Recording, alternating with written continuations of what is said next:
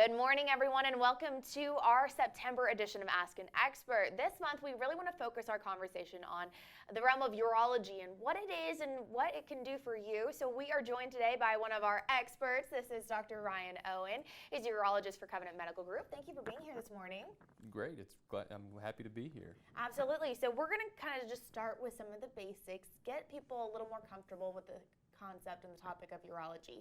So tell me a little bit about your day-to-day. What kind of patients are coming to see you? What issues are they having?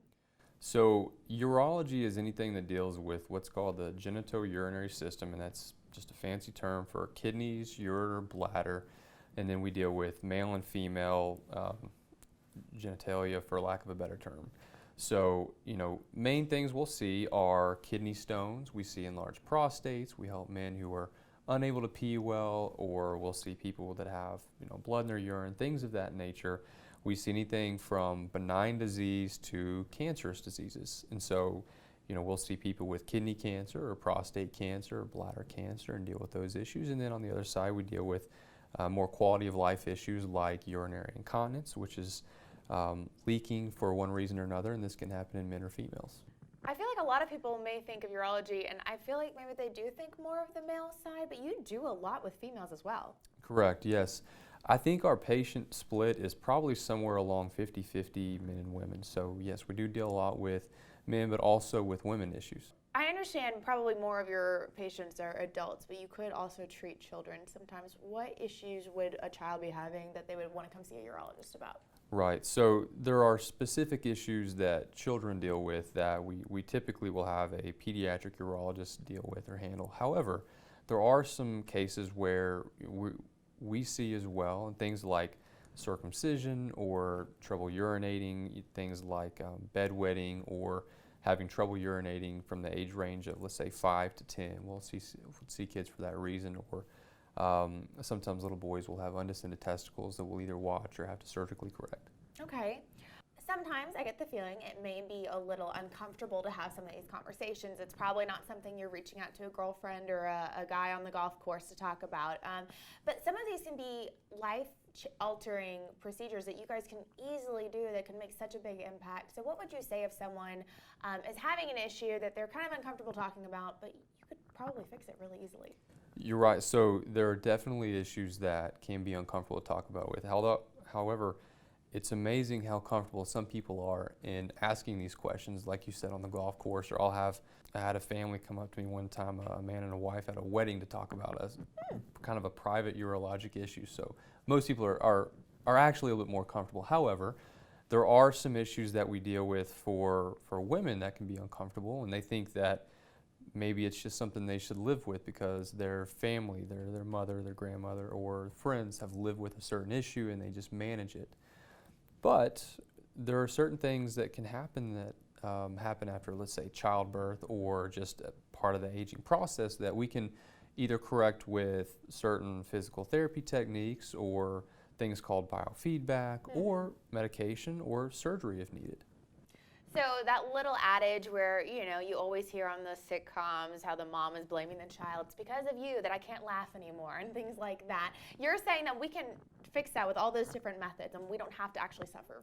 Correct, yes. So that particular issue is definitely something that women will just take pads and use pads for, and they'll go through 1, 2, sometimes 7 or 8 pads a day, and they'll go through pads at night, and they'll have all of these urinary complications that lead to discomfort and infections, and it can sometimes be malodorous. And so those are definitely things that we can fix. And that particular issue is something called stress-type urinary incontinence. And we see that for females mainly, as well as men. In women, it does happen after childbirth. It can happen with aging. It can happen with a lack of estrogen. And there's lots of things that can cause the female's pelvic floor to be, let's say, lax, for lack of a better term, but that ultimately predisposes them to something called stress-type incontinence. And as I mentioned earlier, there are certain biofeedback or physical therapy techniques we can use, as well as surgical techniques that can be a small operation that will lead to either years, if not a lifelong resolution of this type of leaking. So women, there is hope. there is help. His name is Dr. Ryan Owen. We'll remind you of that a couple more times during this interview, but that's so good to hear that there's actually something that we can do. But I want to go back to something you said earlier. You mentioned that there are some kind of cancers and things that you find maybe while doing other kinds of checks and looks. So what kind of cancers can you find while you're kind of checking on your patients? So female specific, if they come in with what's called microscopic hematuria, which means we see blood cells in their urine under a microscope in our office, but they can't see it, or something called gross hematuria, which is when they actually do see blood in their urine. Those are tip-offs that there might be something a little bit more sinister underneath their medical issues. Now, a lot of times the symptoms can be masked as typical incontinence. So, they get the urge to go to the bathroom and they can't make it, or perhaps this stress type issue, although usually that's something different. But a lot of women will complain of urinary urgency, urinary frequency, things that are bothersome, but they may or may not want to see a doctor for. Mm-hmm. If they have blood in the urine or they have specific urinary symptoms like the inability to go to the bathroom, those are sometimes tip-offs that there may be something underneath that we need to evaluate. And a lot of times it's a CAT scan or sometimes a look in the bladder that can be done in the office, and kind of a harmless procedure to uncover what's going on. And then, the treatment and the diagnosis soon thereafter can then lead to either a life-saving therapy or, at least a minimal bother therapy.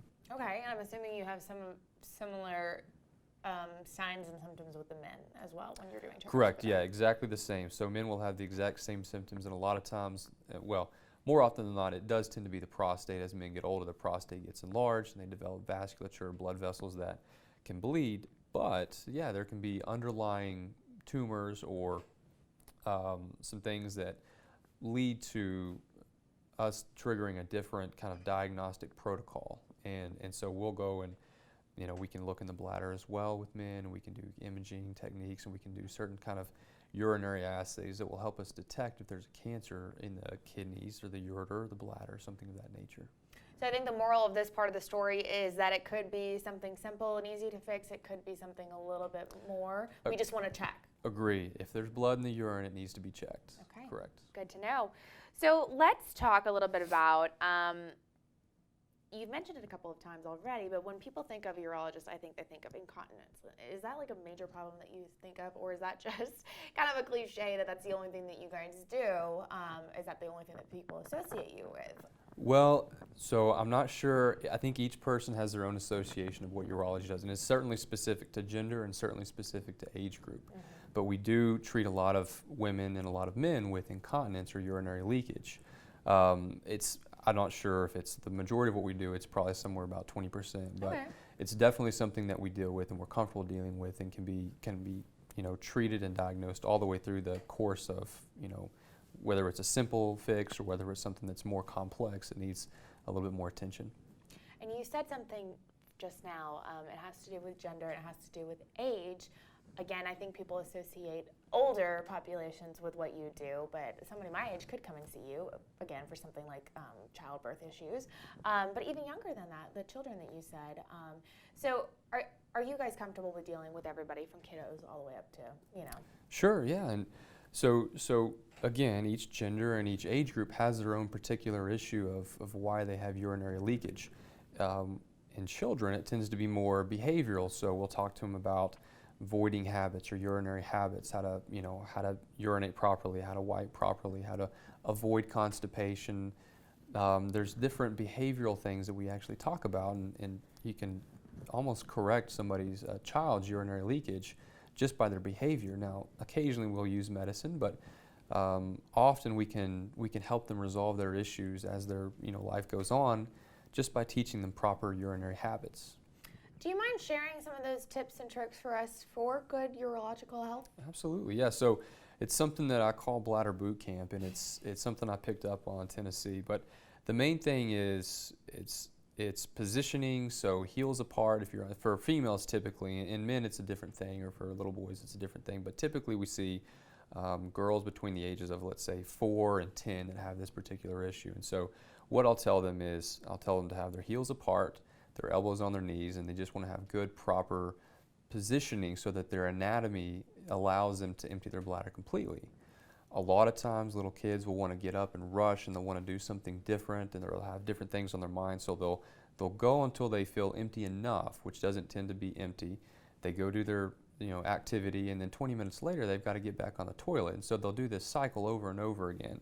So what we'll tell them to do is, to sit properly, wait 20 seconds, count to 20, 1 Mississippi, 2 Mississippi, all the way to 20, go to the bathroom again, get everything out, and then go play. And that'll often save them quite a bit more time than they realize. The other thing is sometimes kids can be hyper-vigilant about wiping, making sure they're totally dry and clean, and that's very good to have that aspiration, but that can cause a lot of irritation to their urethra. So they'll complain of burning or stinging when they pee, or they'll even have little microscopic hematuria, so blood cells when they urinate. And so what we teach them is to do something called blot. So they'll take the toilet paper, wrap it around their hand, just blot till they're dry, and then that's it. And so those are some of the smaller things that we can teach them. Now, if they're having nighttime issues, what we'll have them do is we'll have them stop drinking fluids after 6 p.m. So, kids will come home, they'll be at school all day, they'll eat dinner, and then all of a sudden they realize they're thirsty, and they'll drink more water than you can realize, or milk. Milk tends to be a bladder stimulant. And so what we'll do is we'll have them, prioritize this fluid to the beginning of their day rather than the end. And that tends to solve a lot of the nighttime issues that we see. I don't have kids yet, but when I have them, I feel like I'm going to call Dr. Ryan Owen to do a little potty training over at my house. We'll have them on the bladder boot camp in no time, yeah. Yes, perfect. Yes, that's it. Good. So, I know that you're a newer physician with us, but you're not new to Lubbock. You actually kind of grew up around this area. Is that correct? Correct. Born and raised in this hospital. Yes. There you go, right here. So you're back and serving our public. What do you really want our community to know about what you and your partners do? So number one is we treat all ages, we treat all genders, we treat every urologic issue. It's rare that you could come see us and we wouldn't have the expertise to be able to handle this within our office or within Lubbock. Mm-hmm. We have, basically all the latest technology that you might find in Dallas or Houston or some other major medical center. We have that technology available and the expertise to employ that technology here. So it's a misnomer, I think, that you have to go maybe outside of this system or outside of the city to get top-notch urologic care or medical care for that reason. And I don't think that's the truth. I think that you could get quality care, quality physicians with expert technology or with advanced technology here in Lubbock, and I think that people are finding that out, and we're having good outcomes, we're having good results. The hospital is realizing this, and we're able to retain some patients here, and we hope to retain patients in the future. Well, I couldn't have said it any better myself. Well, thank you so much for joining us today. We appreciate your time. And if you have any questions, we will link the contact information for Dr. Owen's office. You can give him a call and hopefully get your life fixed for the better. Thanks for joining us this month for our September edition of Ask an Expert. We will see you back here next month.